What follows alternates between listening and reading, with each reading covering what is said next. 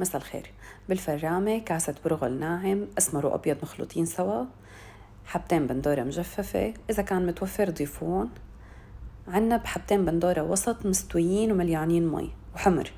أنا لعزز النكهة ضفت وحدة وسط وبندورة كرزية لأنه البندورة البلدية مو متوفرة وهي اللي طعمتها حتطلع أطيب.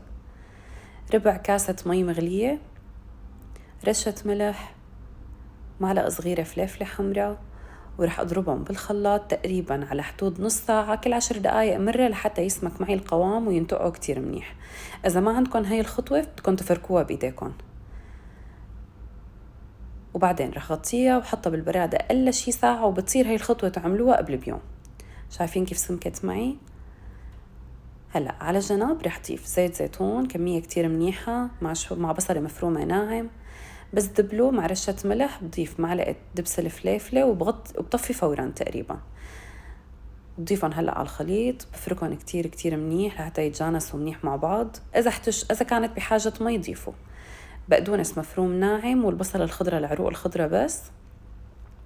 وبعد ما حركتها كتير منيح رح شكلها بهي الطريقة أو بأي طريقة كانت،